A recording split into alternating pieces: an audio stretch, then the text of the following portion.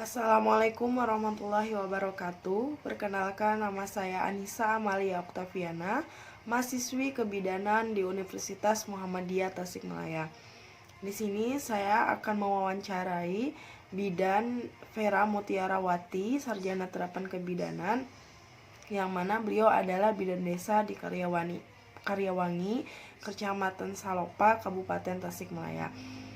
Berikut adalah video wawancara saya bersama Bidan Vera Mutiarawati.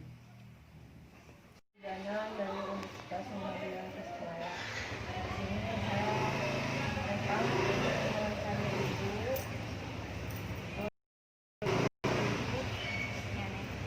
Saya Bidan Vera nih. Saya bekerja di Puskesmas Salopa sebagai bidan pelaksana dari Bidan Desa Karyawangi. Ibu boleh tahu umurnya berapa? Saya kelahiran tahun 1983. Umur saya 37 tahun. Saya bekerja sebagai ASN sejak tahun 2005 bulan Januari. Menjadi bidan lulusan dari D3. Untuk jenjang pendidikannya? Kalau sekarang saya sedang kuliah di profesi kebidanan, memasuki semester kedua. Langsung saya saja Ibu ke pertanyaan. Ya, buat Ibu untuk menjadi bidan profesional itu bagaimana ya Bu? Untuk menjadi bidan profesional, pertama kita harus terus meningkatkan pengetahuan kita sesuai dengan Undang-Undang Kebidanan yang terbaru nomor 4 tahun 2019, bahwa jenjang pendidikan bidan itu menjadi dua ya, ada vokasi dan untuk pelaksana ya, ada vokasi dan ada bidan profesi. Dengan niat untuk menjadi bidan yang profesional, tentunya kita harus menyetarakan pendidikan kita menjadi profesi bidan sesuai dengan aturan pemerintah melalui undang-undang yang tadi. Dan yang kedua, kita harus tetap update dengan ilmu-ilmu yang baru, terutama tentang kebijakan-kebijakan pemerintah melalui Permenkes atau perundangan yang tadi, seperti tentang bagaimana kompetensi kita melalui Permenkes nomor 320 tahun 2020 sekarang yang terbaru kemarin. Terus bagaimana asuhan kebidanan yang kita lakukan sesuai dengan standar hukum, sesuai dengan Permenkes nomor 936 tahun 2007. Dan juga kita tidak lupa harus sering mengupdate ilmu-ilmu terbaru melalui evidence base yang kita bisa baca atau kita ikuti pelatihannya di institusi-institusi yang memang sudah dipilihkan oleh pemerintah atau sudah terregistrasi gitu.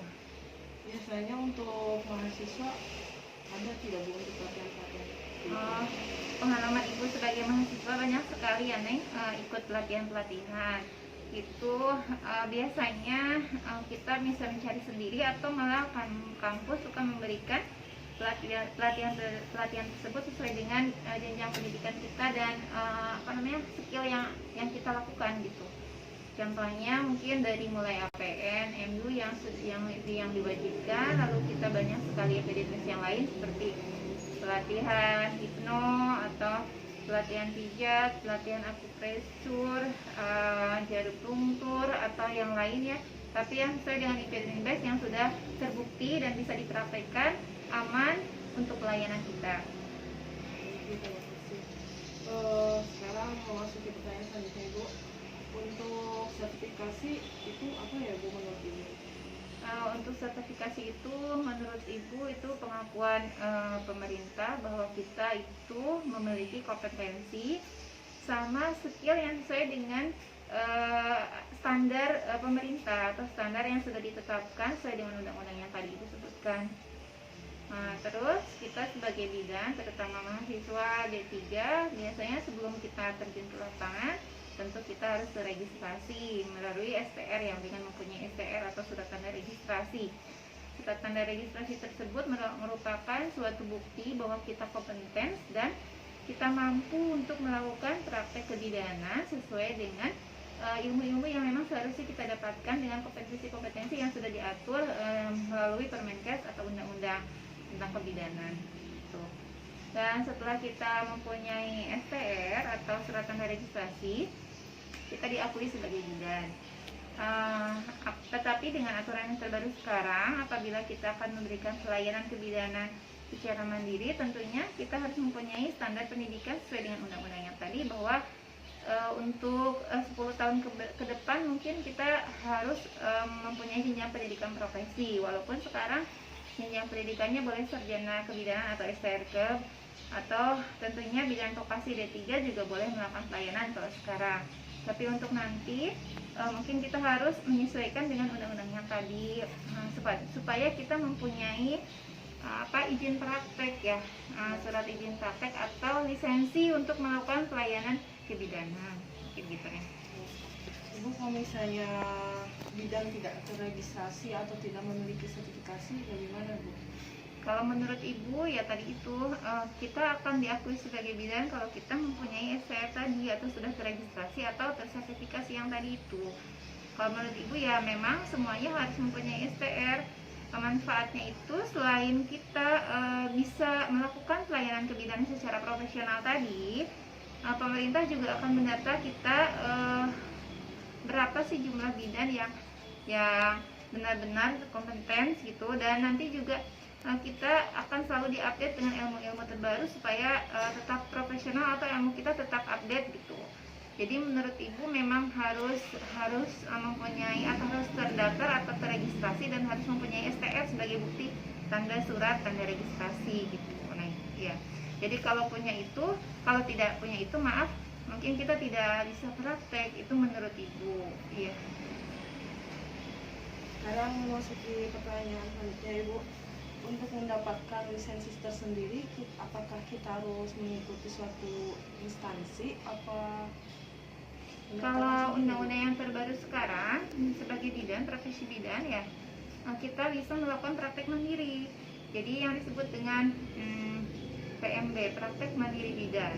Kalau dulu setahu Ibu itu BPS, bidan praktek swasta gitu. Kalau sekarang kalau tidak salah menurut undang-undang itu bahasanya praktek mandiri bidan.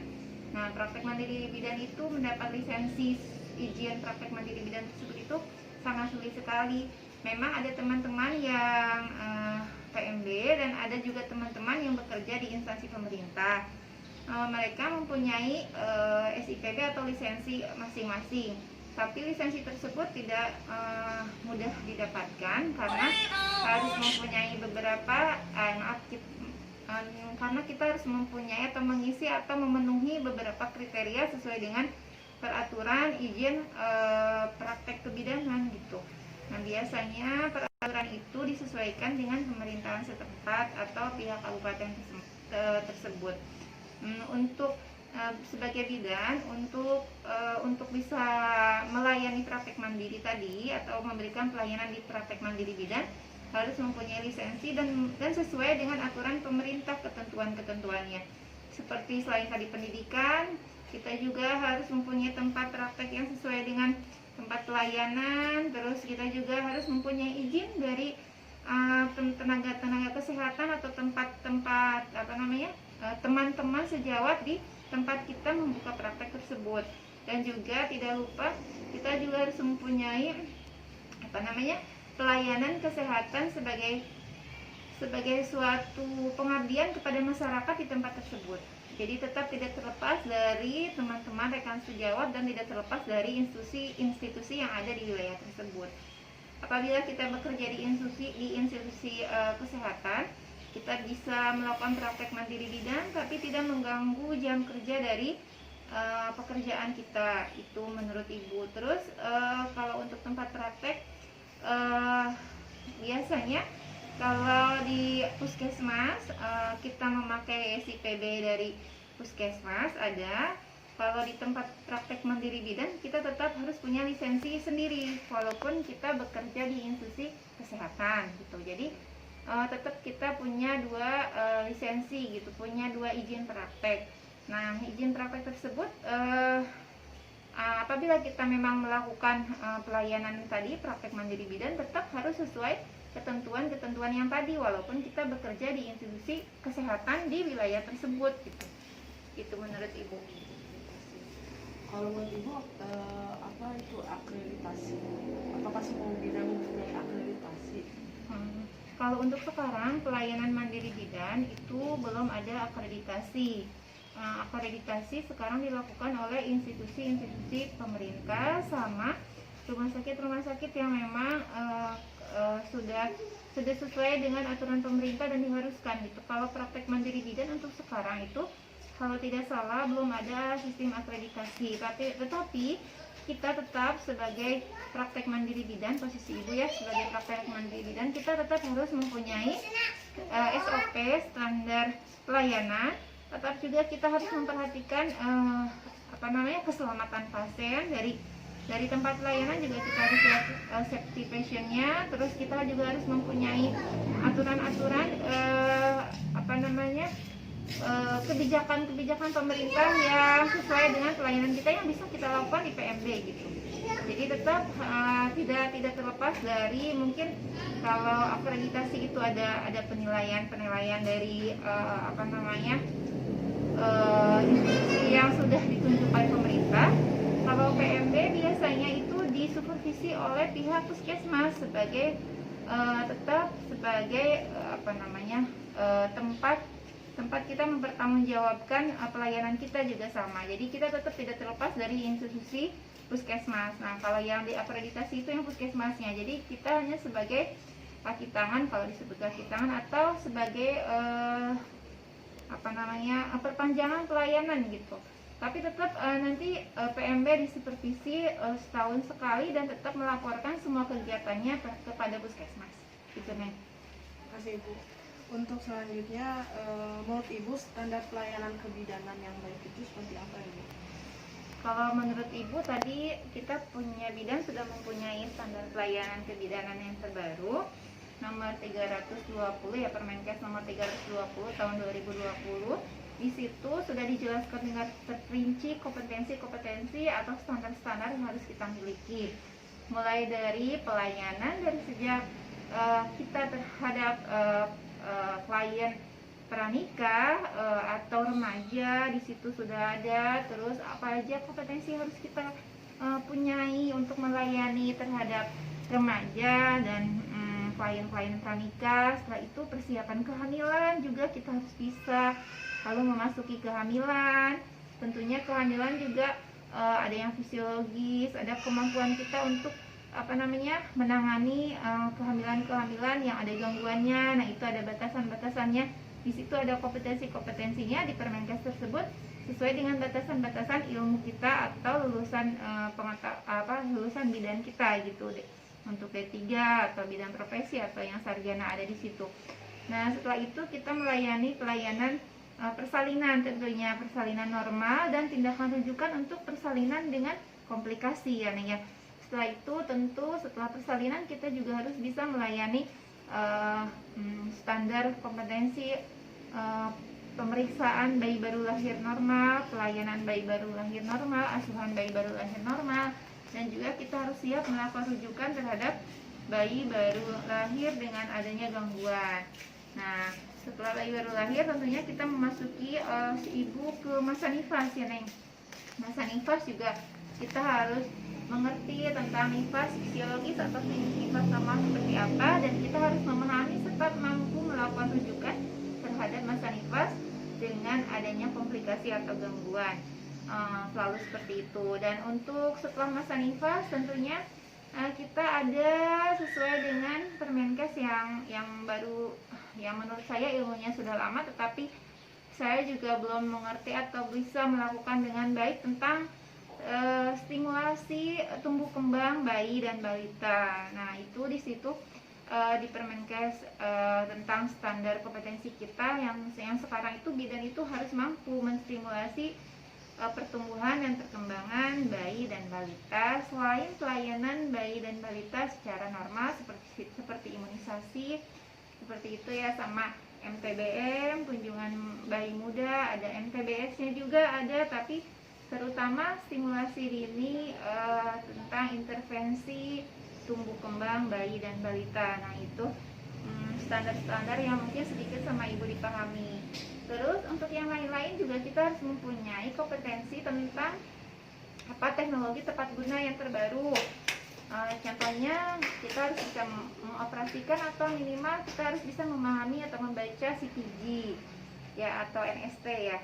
Terus kita juga harus mampu mengoperasikan ya alat-alat semua alat-alat kebidanan yang ada di tempat pelayanan kesehatan kita, seperti inkubator, infrawarmer, terus alat infrared untuk pengingkusan bayi gitu. Itu kita harus mampu melakukan dan harus mampu menguasai semua alat-alat teknologi tepat guna yang ada dan yang terbaru yang bisa kita temukan di tempat pelayanan kita gitu.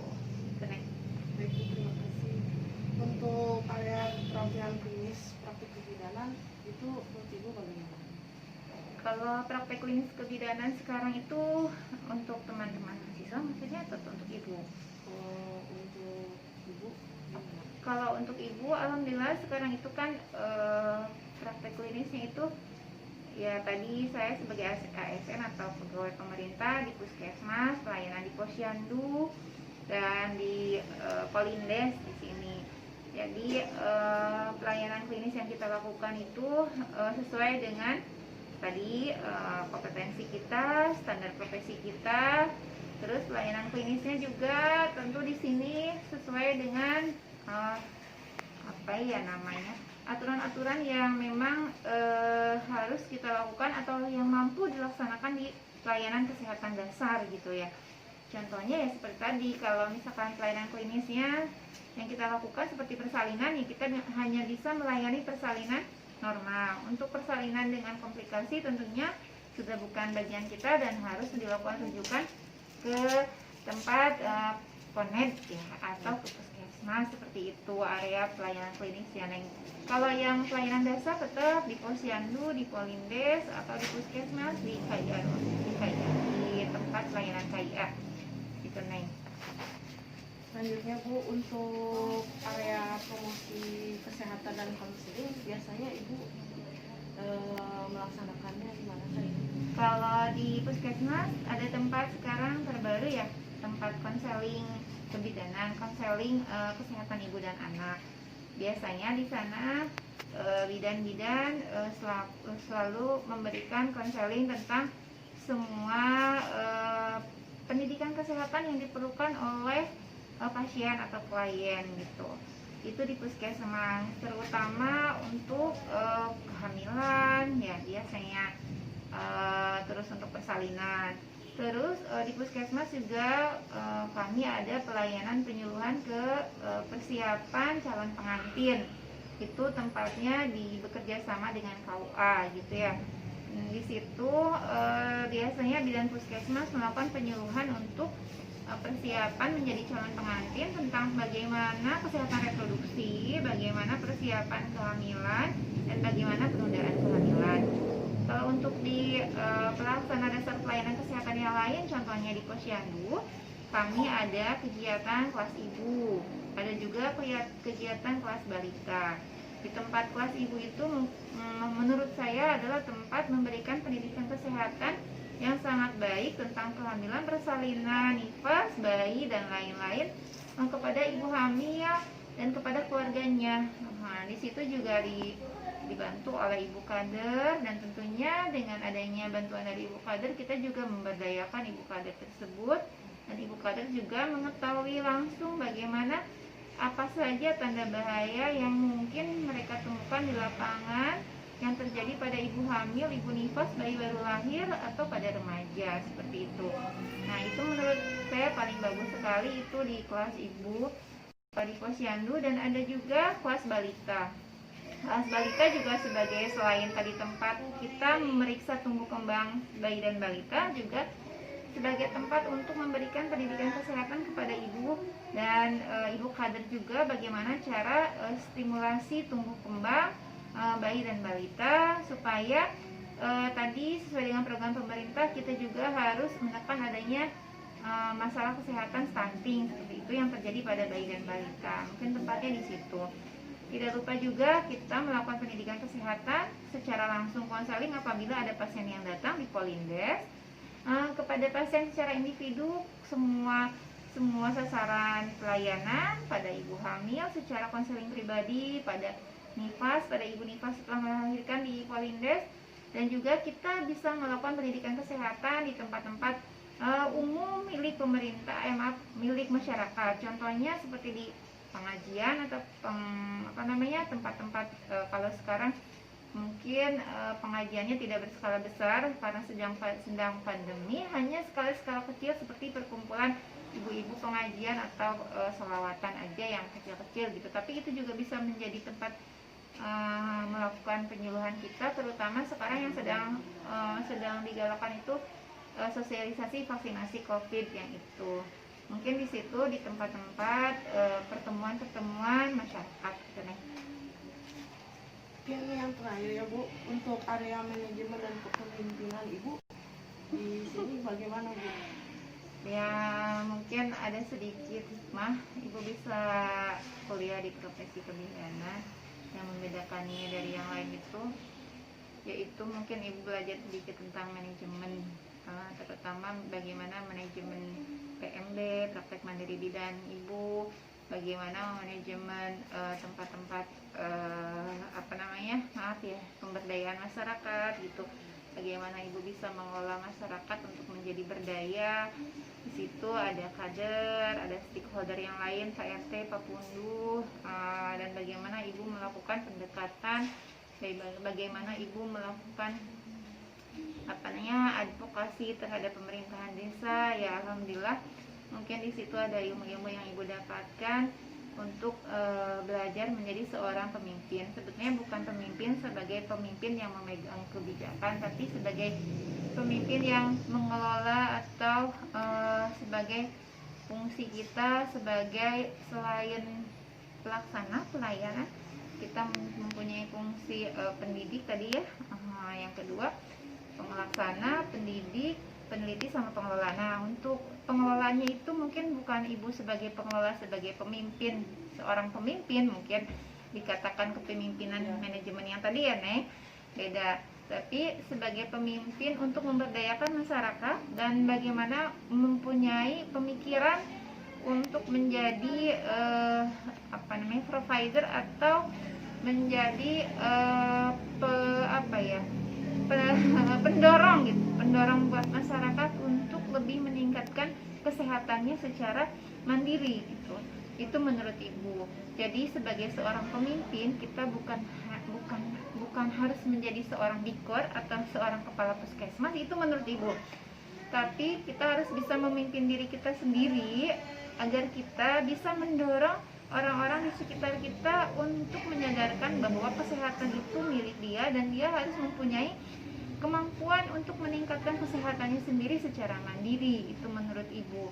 Jadi tentang bidan sebagai seorang pemimpin atau bidan sebagai seorang pengelola, mungkin Ibu secara pribadi walaupun tidak sesuai teori bahwa seorang pemimpin itu harus seorang kepala seksi atau seorang kepala puskesmas atau seorang dikor, tapi kalau menurut Ibu persepsi sendiri yang setelah Ibu baca atau didapatkan di pendidikan profesi, ya kita sebagai seorang pemimpin itu terutama harus bisa memimpin diri kita sendiri, bagaimana kita harus bisa bermanfaat untuk orang lain dan mendorong teman-teman, saudara-saudara kita, kakak kita, terutama tadi rekan-rekan kita bekerja, ibu kader, stakeholder yang lain, agar bisa sadar atau care sama derajat kesehatan pribadi dia dan terutama bisa memajukan kesehatan di lingkungannya dan mungkin sekutnya nanti setelah di lingkungan KRT-nya, ke-RW-nya, terus kepunduhannya, terus nanti mungkin bahkan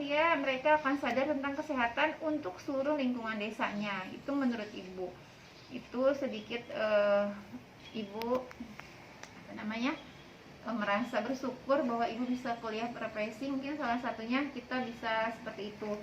Dan Ibu juga belajar menjadi pemimpin itu bukan menjadi seorang pemimpin, tapi seorang bidan yang mampu memahami kliennya, mampu memahami rekan kerjanya, mampu memahami bagaimana cara mengadvokasi orang-orang yang mempunyai kebijakan-kebijakan itu. Kita mengenal secara teori pendidikan atau secara teori kepemimpinan beliau-beliau itu, sehingga kita bisa memasuki semua program-program pemerintah ke orang-orang tersebut gitu. Jadi kita bisa memahami atau kita mengenal karakter mereka, sehingga mereka bisa dengan mudahnya kita memasukkan saran-saran atau program-program yang harus dijalankan. Itu manfaat kepemimpinan yang kedua itu menurut Ibu. Dan manfaat kepemimpinan yang ketiga tentunya itu tadi, dengan adanya kita mampu menilai, mampu mendorong tentunya jalinan silaturahim gitu ya, antara ibu dengan pasien, ibu dengan rekan-rekan kerja ibu seperti kader, bidan yang lain, atau tentunya dengan orang-orang pemegang kebijakan di sekitar pelayanan ibu. Tentunya terjalin komunikasi yang baik, silaturahim yang baik, sehingga tidak hanya sebagai ibu dengan mereka, tidak hanya sebagai rekan kerja, tapi kami sebagai saudara gitu. Nah, itu yang membuat ibu bersyukur sekali lagi bisa memahami tentang teori kepemimpinan dan teori pengelolaan manajemen kepemimpinan dan manajemen pelayanan kesehatan itu nih. Semoga sesuai dengan apa yang diharapkan ya Neng. Mohon maaf apabila ada kesalahan dalam memberikan jawaban. Terima kasih atas semua jawabannya dari Ibu. Luangkan waktunya juga, terima kasih. Mungkin sampai sini ya Ibu. Terima kasih. Wassalamualaikum warahmatullahi wabarakatuh. Berikut adalah hasil wawancara saya bersama Bidan Vera Mutiarawati, Sarjana Terapan Kebidanan, Bidan Desa Karyawangi, Kecamatan Salopa, Kabupaten Tasikmalaya. Jika ada kesalahan kata dalam wawancara maupun kurang jelas dalam memvideokan hasil wawancara saya, mohon maaf. Terima kasih. Wassalamualaikum warahmatullahi wabarakatuh.